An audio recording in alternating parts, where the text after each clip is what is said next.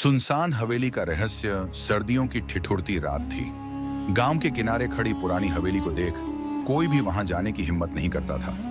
कहते थे वहां अजीब घटनाएं होती हैं। दरवाजे खुद ब खुद खुलते बंद होते हैं, खिड़कियों पर किसी के साए दिखते हैं और रात के अंधेरे में किसी के फुसफुसाने की आवाजें आती हैं। रवि और उसके दोस्त अर्जुन और नेहा इन कहानियों को बस अफवाह समझते थे, लेकिन एक दिन जब गांव के एक बुजुर्ग ने बताया कि हवेली में छुपा कोई भयानक राज कभी उजागर नहीं हुआ, तो उनकी जिज्ञासा बढ़ गई। तीनों ने तय किया कि वे इस रहस्य से पर्दा उठाकर ही दम लेंगे। अगली रात जब पूरा गांव सो चुका था, वे तीनों टॉर्च लिए हवेली की ओर बढ़े। भारी लकड़ी का दरवाजा धक्का देते ही चरमराने की आवाज आई, मानो वर्षों से किसी ने उसे छुआ तक न हो। अंदर घुसते ही ठंडी हवा का झोंका उनकी हड्डियों तक उतर गया।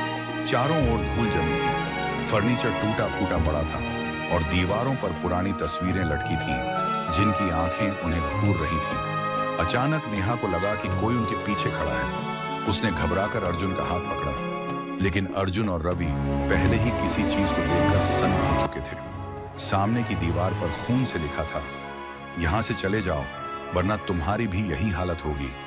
टॉर्च की रोशनी में उन्हें एक परछाई दिखी। कोई था या शायद कुछ था। उनके कदम जड़ हो गए और तभी हवेली के कोने से धीमी हंसी सुनाई दी। क्या वे इस भयानक रहस्य से बाहर निकल पाएंगे या हवेली ने उन्हें भी हमेशा के लिए अपना हिस्सा बना लिया? आगे के कहानी देखने के लिए कमेंट में लिखो पार्ट 2।